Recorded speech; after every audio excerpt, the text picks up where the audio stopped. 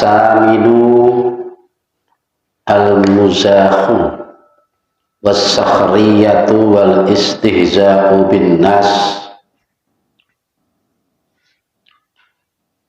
As-saminu adapun yang kedelapan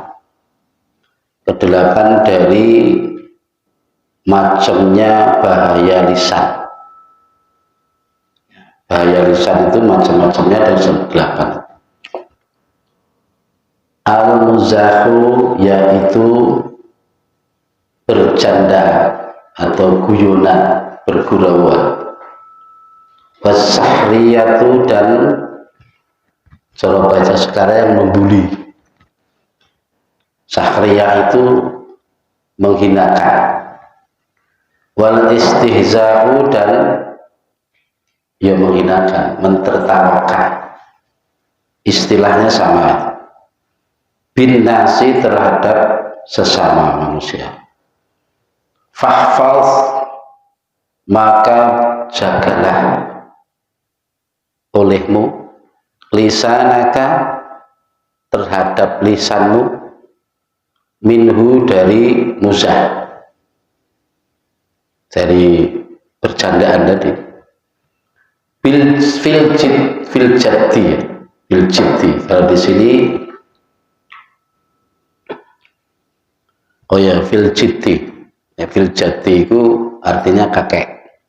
Nah, fil jiddi dengan sungguh-sungguh, fil jiddi ing dalam nemen-nemeni. Wal hasri ya maknanya teman-teman nih. Fa innahu maka sesungguhnya yang telah disebutkan di atas, artinya percandaan, penghinaan, apalagi mentertawakan orang lain. Maksudnya mentertawakan cara mengecek. Nah, iku yuriku ma'al wajhi. Yuriku bisa mengurangi atau garingake, mengeringkan atau mengurangi ma'al wajhi ing air muka. Maksudnya wajah itu perawaannya gitu.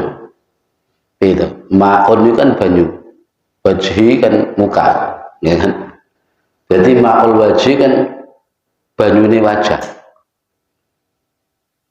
Jadi auranya mengurangi aura. Wa yasqutu lan bisa menggugurkan al-mahabbata terhadap kehormatan. Wa yastajiru dan bisa menyebabkan atau yajiru itu melakukan, memperlakukan al-waqsyata terhadap kegelisahan. Wa yu'dhi dan menyakiti al-quluba terhadap beberapa hati. Wa huwa adapun percandaan muzah itu mabda'ul lujaji, awal tentu awal mula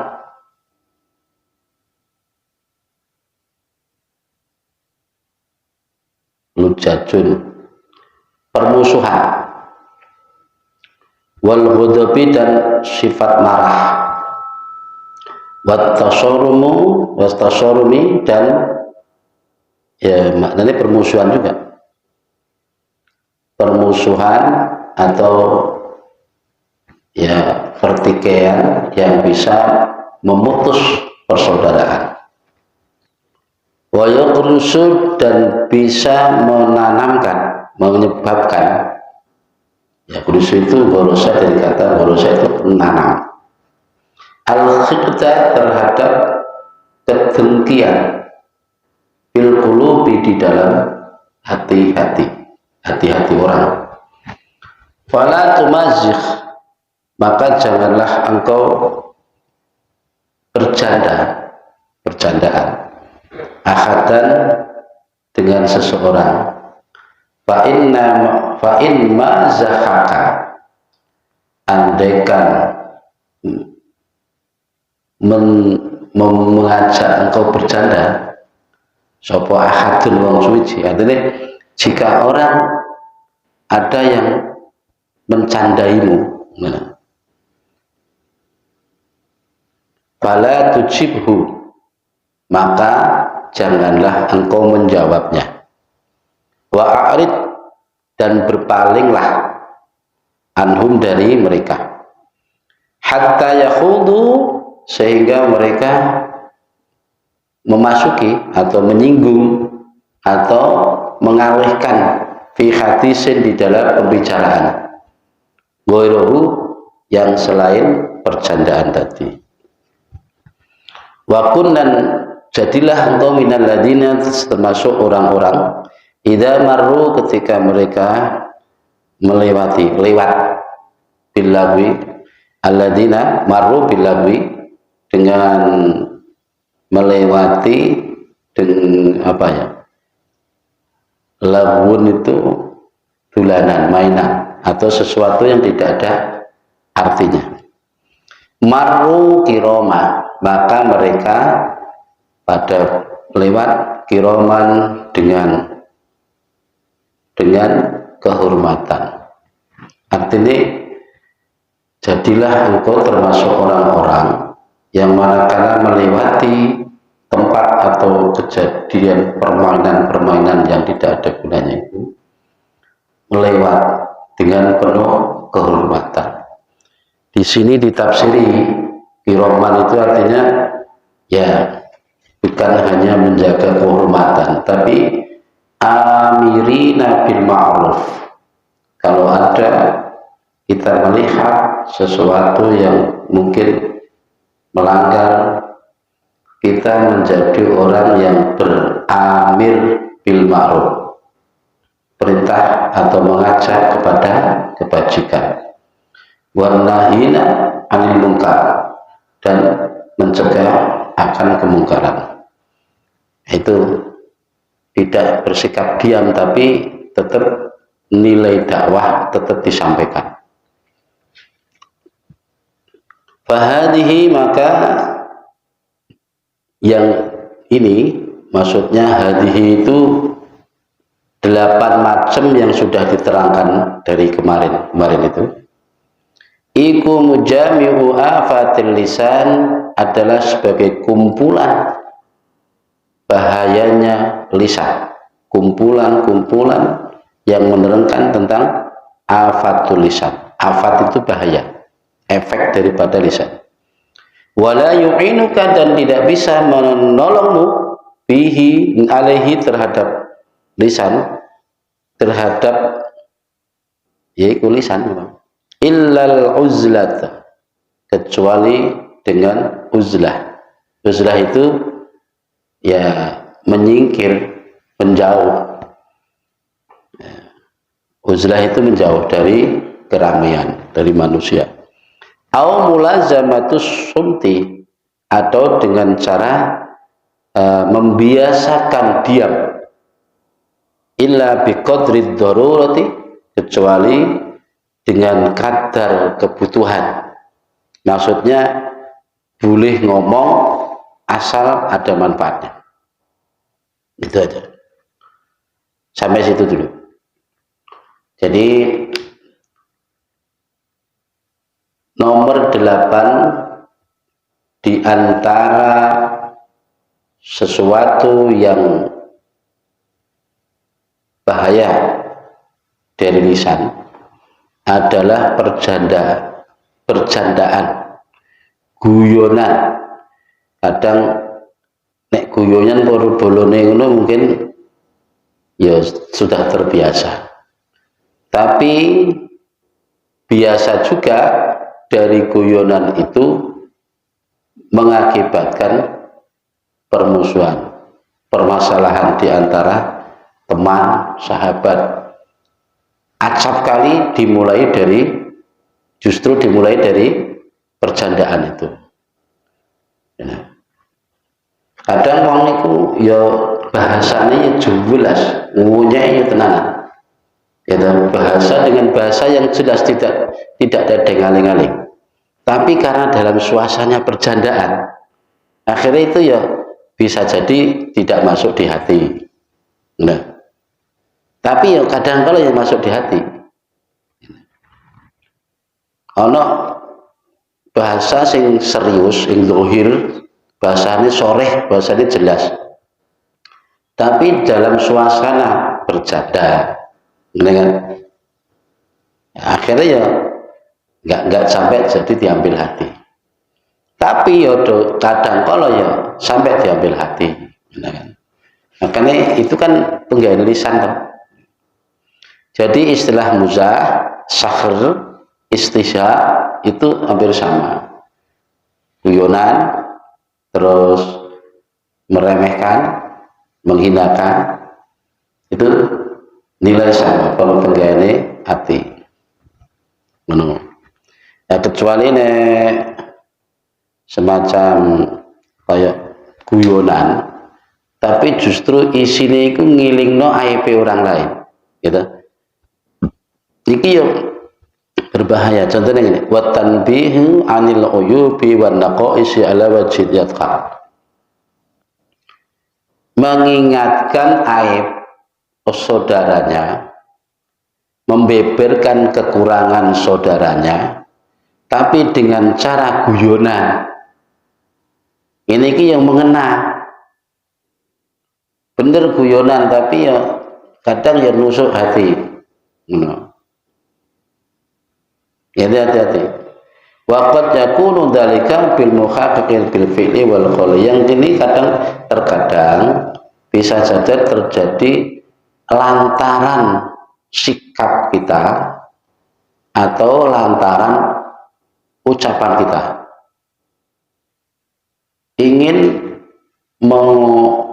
membuka aib orang lain, kekurangan orang lain, tapi dengan cara guyonan. Dia menyampaikan guyonannya dengan mungkin secara diperagakan, benar?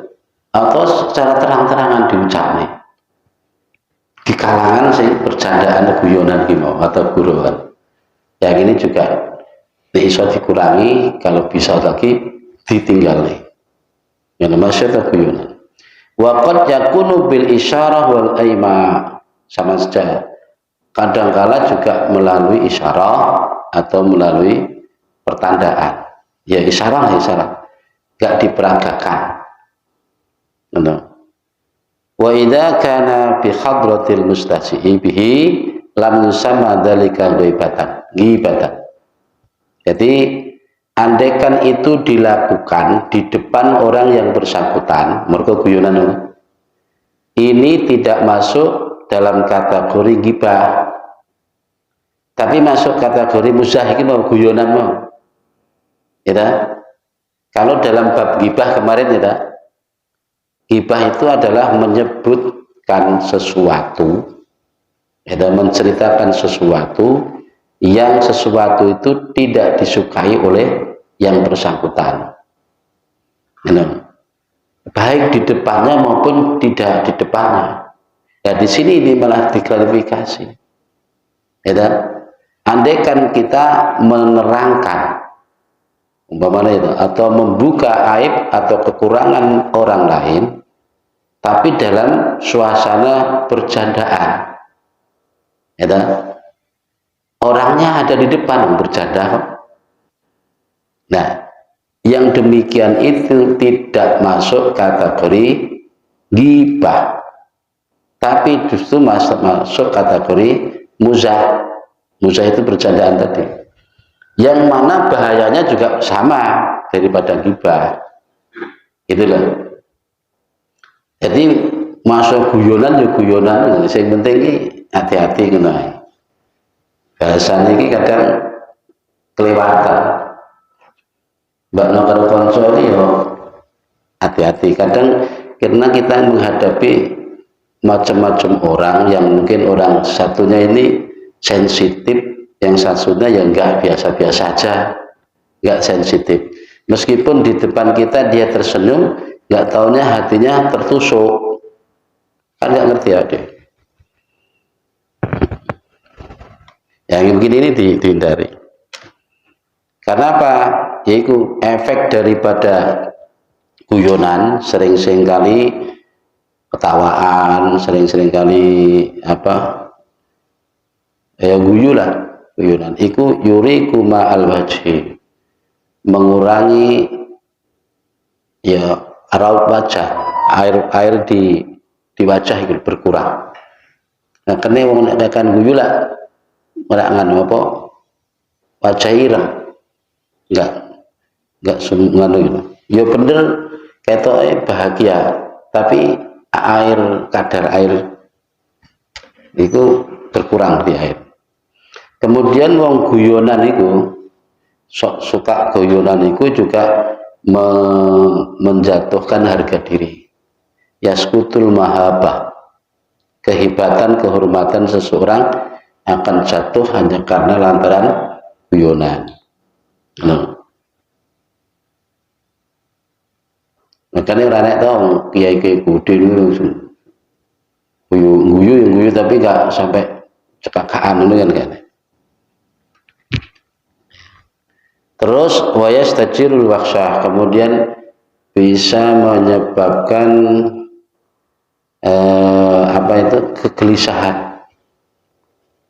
kegelisahan, terus galau, prihatin pada saat sedang sendiri itu bisa muncul perasaan itu. Karena nek gak guyu isinya ya sebaliknya. Wa yu'dil qulub, wong guyonan itu seringkali menyakitkan banyak hati orang.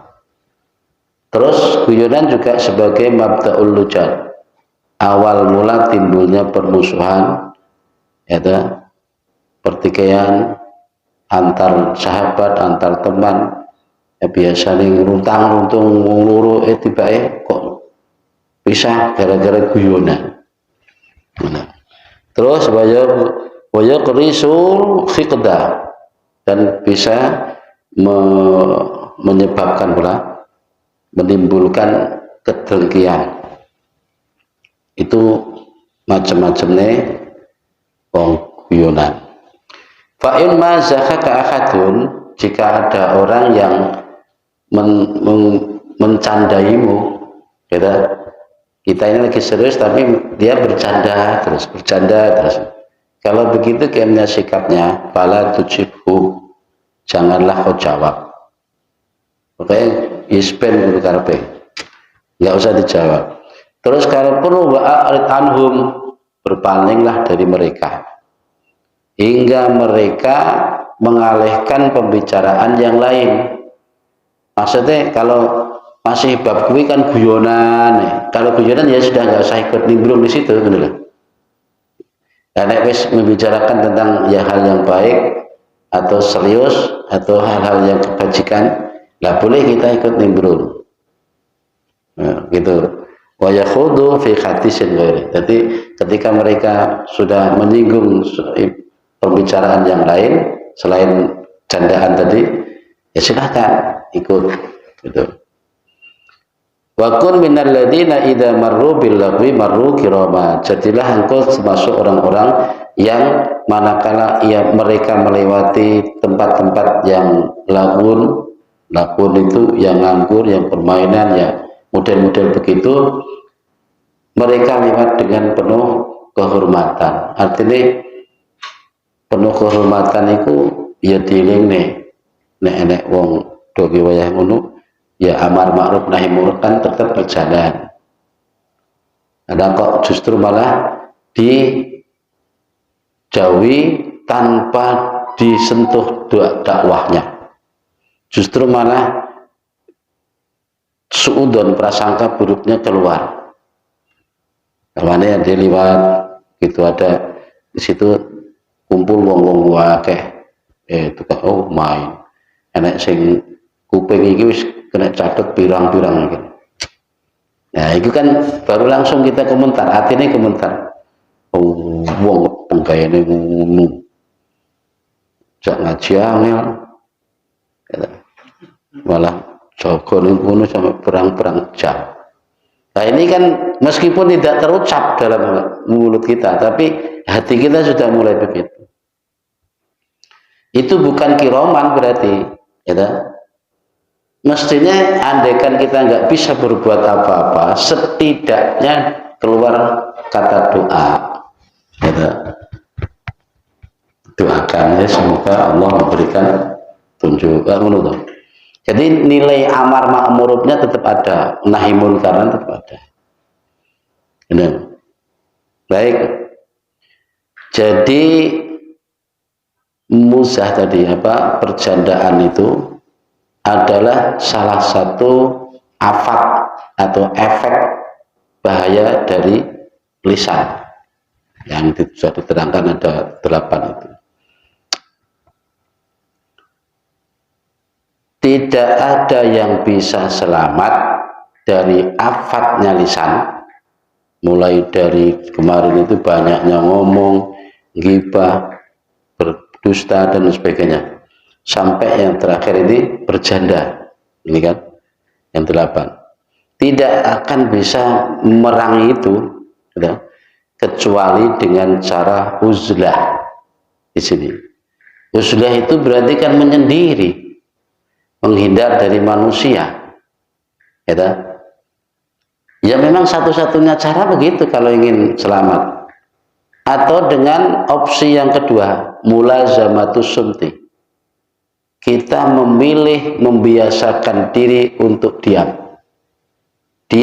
ngempet, oke, nggak mudah berkomentar, nggak mudah terpancing, ngempet meneng. Kalau telah ngomong sesuai dengan kebutuhan aja.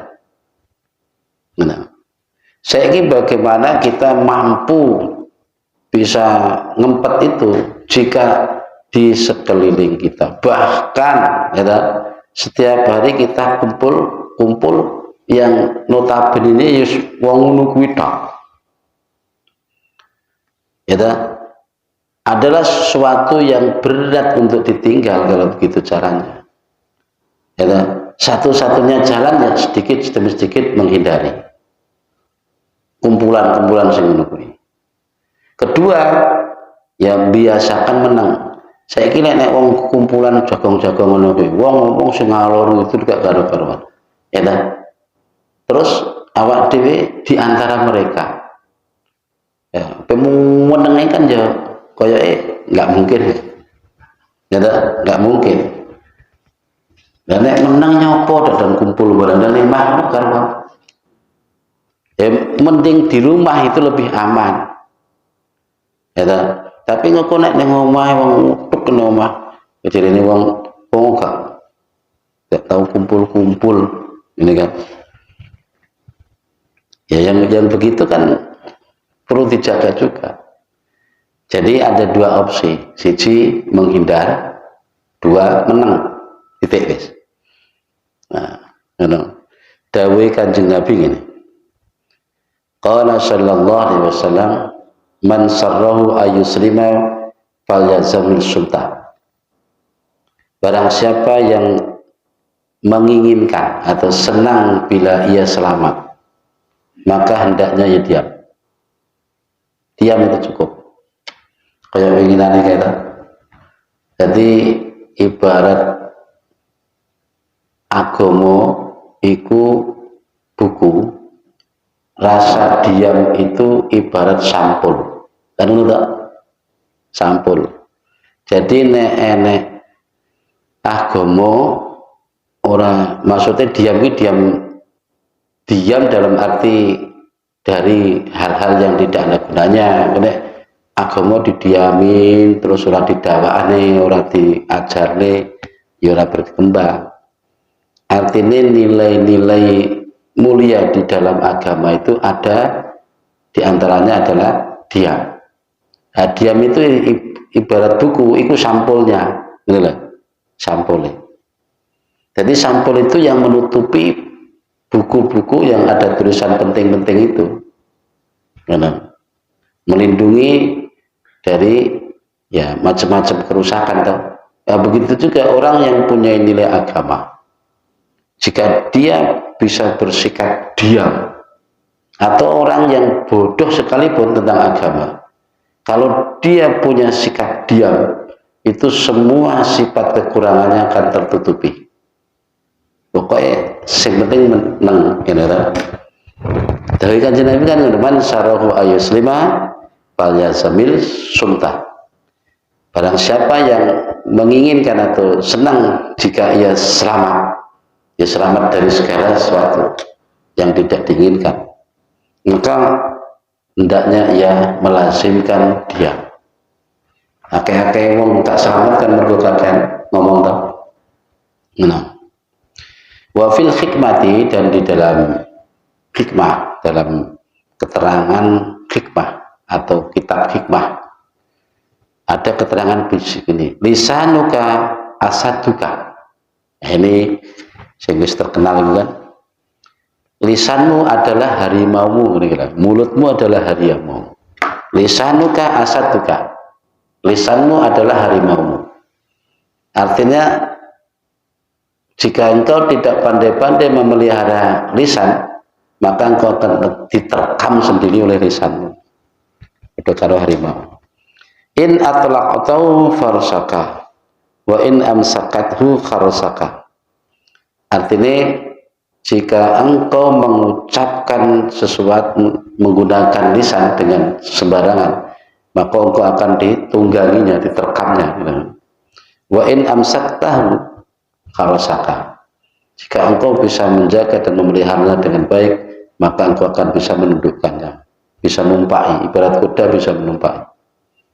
Faqad kana Abu Bakr As-Siddiq, sungguh telah pernah mengalami sapa Abu Bakar As-Siddiq radhiyallahu taala anhu yad'u hajaran fi fihi liyamna'ahu dzalika minal kalami bi ghairi daruratin. Ini Abu Bakar As-Siddiq itu sempat ngalami, bukan ngalami, memang melakukan. Beliau biasa meletakkan batu di mulutnya, ya ngemut watu lah tembangan, ora kok apa mulutnya diberi watu, enggak. Maksudnya mulutnya ini diisi batu, untuk mencegah pembicaraan jadi tidak ada artinya. Jadi pas menang lagi kena ngemut batu. Ini Abu Bakar sampai begitu. Jadi andaikan kok ada orang yang bertanya atau ngomong sekiranya nggak ada artinya, beliau langsung isyarat aja. Wa yusiru ila sini, maka beliau memberi isyarat menunjukkan lisannya.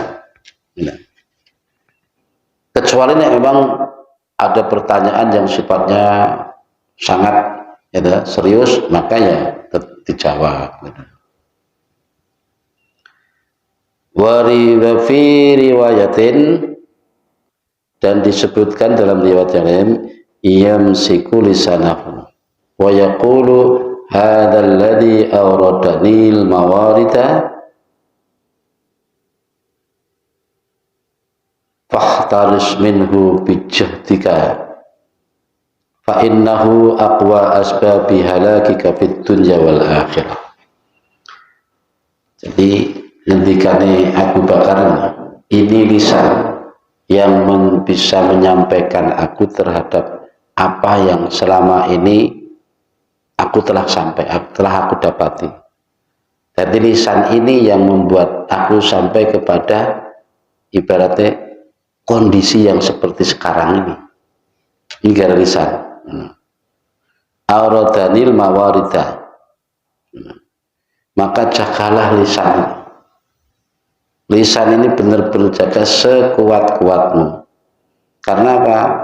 Lisan adalah sebab yang paling kuat dalam membuatmu kerusakan, baik di dunia maupun di akhirat. Ulangi, lisan adalah sebab yang paling kuat dalam membuatmu mengalami kerusakan, kebinasaan di dunia dan akhirat. Ini kuncinya lisan toh. Makanya bener-bener lisan itu kon jogo. Saya ingin ketika kita titip duit ning gone kanca sampai nang kono ya ta, ya jangan harap duit itu ditambahi, kurang bisa jadi. Tapi nek titip omong ya ta, titip omong dua kata atau tiga kata, jangan harap nanti pas, pasti apa ya enek tambahannya, ditambahi itu nek omong ya. Contohnya ini mau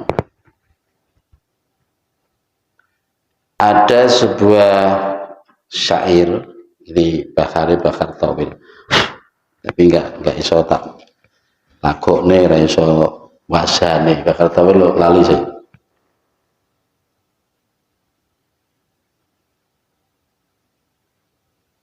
Bakar Tawil enggak usah gaya-gayaan lah, apal ya ora usah.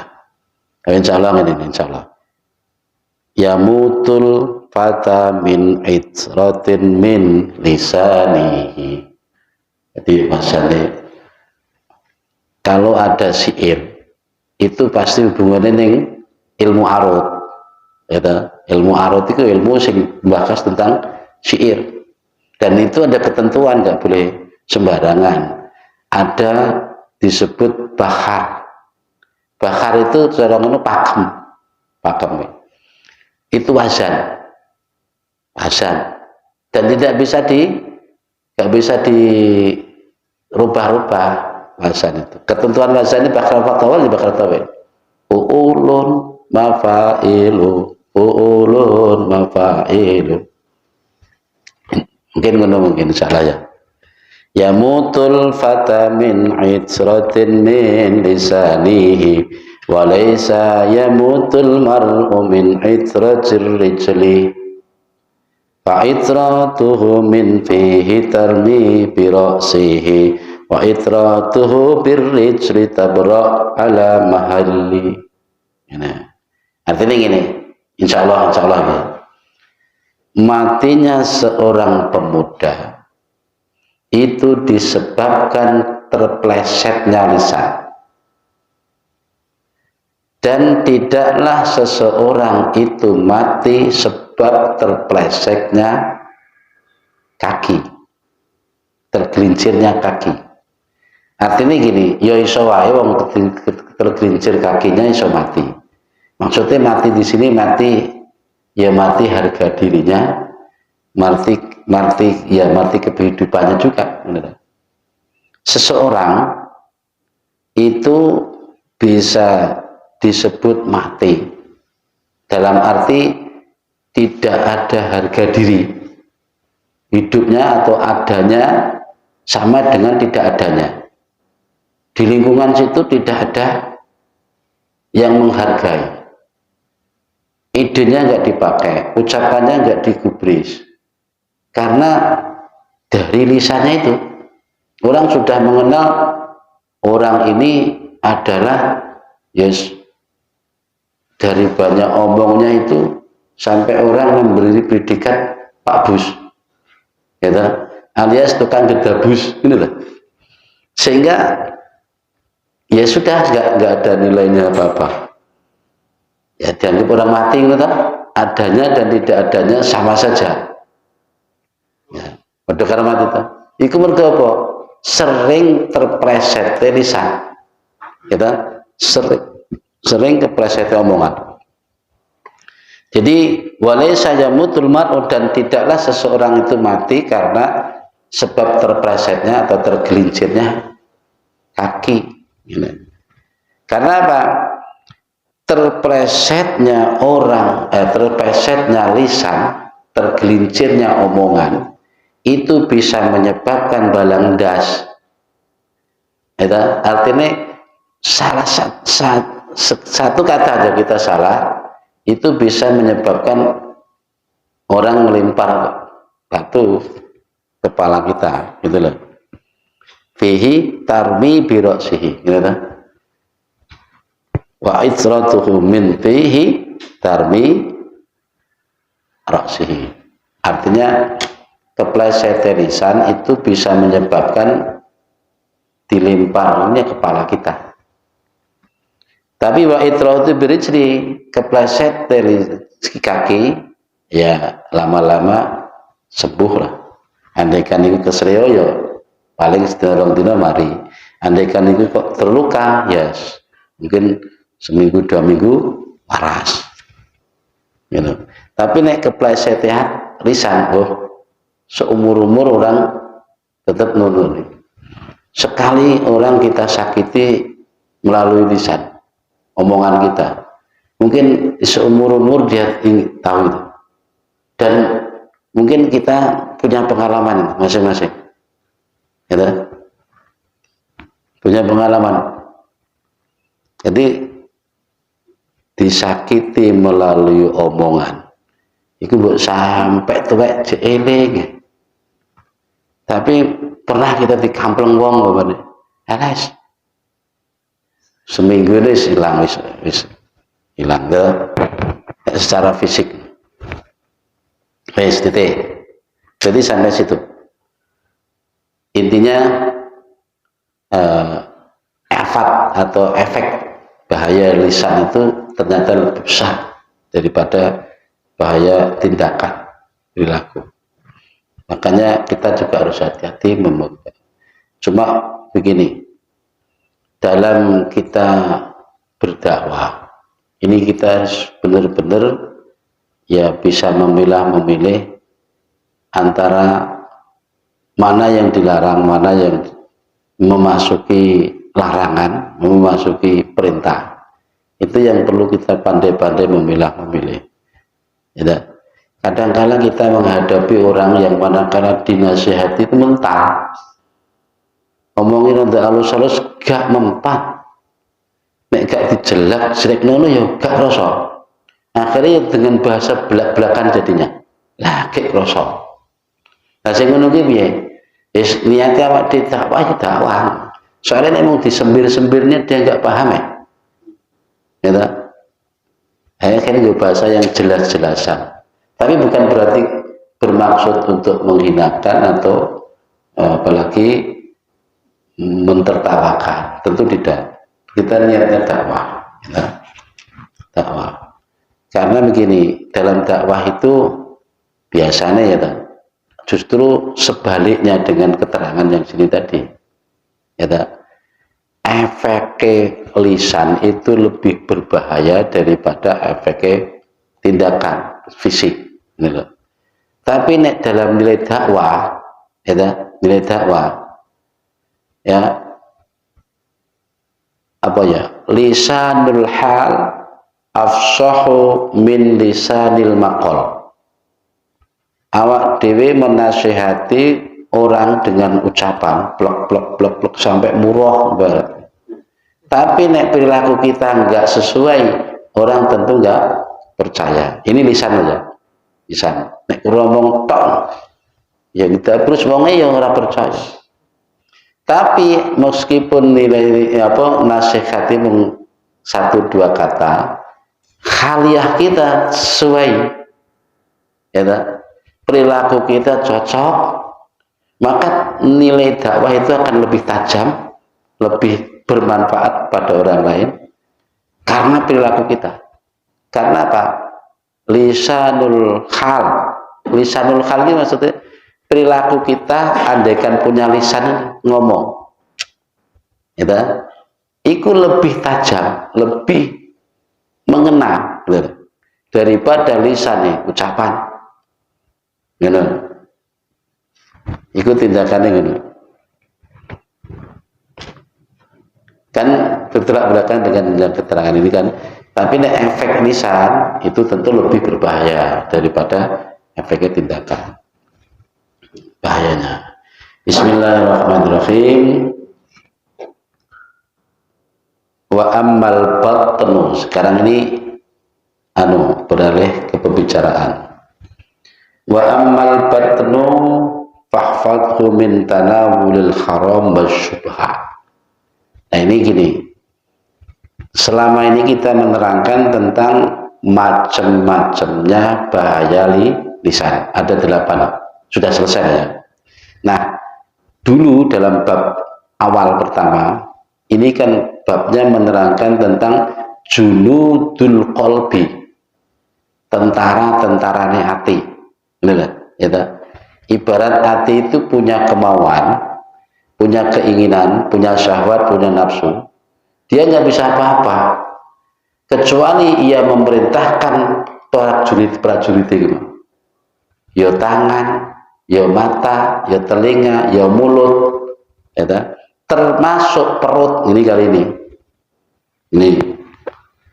Jadi Allah kasih hati itu ada nur cahaya, terus di situ ternyata ada akal, ada nafsu, ya. Begitu hati ini bernafsu, ane ngarepe iku nek panganan, moto melihat, ya, sudah bereaksi betul, ingin ngambil, gak bisa dia ngambil tanpa tangan kita, tangannya, gitu lah. Akhirnya perintahlah dia dengan tangan kita. Begitu tangan sudah meraih makanan, bingung mau dimanakan gitu. Apa dia anak nanti, neng kuping atau neng moto, ya kan? Ini butuh akal, ternyata akal yang berperan. Oh coba anak rono, ikut neng mulut, gitu kan? Nah, di situ semua berperan. Ini semua berperan. Jadi gini, kronologinya saya pernah membaca itu gini. Ketika hati itu dikasih nafsu, dikasih akal, belum nafsu belum ada, ya sudah, dia pekerjaannya yang baik-baik, ya. Tapi begitu dikasih makanan, nggak ada reaksi, nggak ada nafsu, ya. Dikasih sesuatu yang enak-enak di depannya, ya ngerti, umatannya melihat, ya. Tapi nggak bereaksi apa-apa. Karena nggak ada kemauan, nggak ada keinginan. Oh, kalau begitu ada komponen lain yang harus dimasukkan. Ya itulah nafsu, gitu kan. Nah begitu dikasih nafsu, belum punya prajurit, nggak punya tangan, nggak punya telinga, nggak punya apa-apa, nggak bisa berbuat apa-apa juga. Akhirnya Allah kasih izin, ya sudahlah, perintahlah itu prajurit-prajuritmu. Ada tangan, ada mata, ada telinga, ada mulut, ada kaki, termasuk di sekarang perut.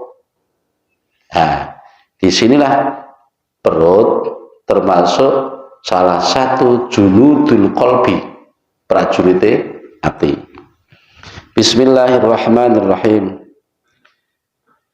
Wa ammal batnu, dan adapun parut, fakhfadhu, maka hendaknya engkau peliharanya, min tanawulil haram, dalam mendapatkan barang haram, wasyubhati, dan syubhat, wahris, berhati-hatilah engkau, ala tolabil halali, wahris itu semangatlah engkau, ala tolabil halali, di dalam mencari barang halal. Wakhrij itu semangatlah, bahkan di dalam syarahnya ijtihad, nemen-nemenon sira, bersungguh-sungguhlah engkau ala tolabil halali, atas mendapatkan perkara halal. Karena Nabi bersabda, tolabul halali faridatun ala kulli muslimin. Ini mencari yang halal, maksudnya entah apa saja, entah itu makanan, minuman, pakaian, atau pekerjaan apa saja, pokoknya yang halal, itu hukumnya sangat fardu ala kulli muslimin, terhadap setiap orang muslim. Tidak, di sini tidak disebutkan sebagaimana hadis tentang ilmu itu kan, wa kulli muslimin wa muslimatin, enggak. Karena rata-rata yang mencari sesuatu atau nafkah dan sebagainya kan laki-laki. Maka khitabnya hanya ala kulli muslimin. Jadi mencari barang halal hukumnya wajib, sangat fardu bagi semua orang, setiap muslim, bukan semua, setiap dengan semua itu beda. Nah, setiap berarti setiap individu. Kalau semua bisa jadi salah satu, gitu. Bahwa ada orang 5, yang penting salah satunya sudah, berarti yang 4 kan gugur. Itu kalau semua. Tapi kalau setiap, itu berarti setiap individu wajib. Rawahu Ibnu Mas'ud. Wal halalu fassarahul Imam Malik wa Syafi'i bima lam yaruddu bitahrimihi dalilun. Nah, ini kalau soal halal dan haram ini serem. Maksudnya panjang lebar ini, seru bukan serem, seru. Soalnya ini banyak pendapat-pendapat yang tentu ya mengangkat beberapa madzhab itu. Ini sekilas saja saya sampaikan. Sedangkan perkara halal yang dimaksud dengan hal yang halal, di mana diterangkan oleh Imam Malik dan Imam Syafi'i, yaitu sesuatu yang tidak sampai kepadanya dalil tentang keharamannya. Artinya gini, barang halal yaitu ya barang sing kirane gak nek dalil sing haramno. Ya, wis ngono tok wis. Iki pada awalnya segala sesuatu kan boleh. Segala sesuatu itu boleh selama tidak ada dalil atau keterangan yang mengharamkan. Benar kan? Iku tak wis. Iku menurut Imam Malik dan Imam Malik. Wa Abu Hanifah bima dalla dalilun ala khilihi. Bahkan nek menurut Imam Hanifah ini, ya intine padha sih. Sing disebut halal ki apa? Ya barang sing enek keterangan bahwa dia itu halal. Ini kan? Nek menurut Imam Malik, Imam Syafi'i ini, barang sing tidak ada keterangan tentang haramnya. Nek haramnya ya berarti halal kabeh. Menurut nah, sing menurut Abu Hanifah, barang yang ada keterangan tentang kehalalannya, yaitu halal berarti. Wa tadharu samratul khilafi fil maskuti anhu. Nah, ini nanti panjang lebar keterangannya. Insyaallah lain waktu kita. Wallahu a'lam bishawab. Al-Fatihah. Bismillahirrahmanirrahim. Alhamdulillahirrahmanirrahim. Iyyaka na'budu wa iyyaka nasta'in. Shiratal ladzina an'amta 'alaihim ghairil maghdubi 'alaihim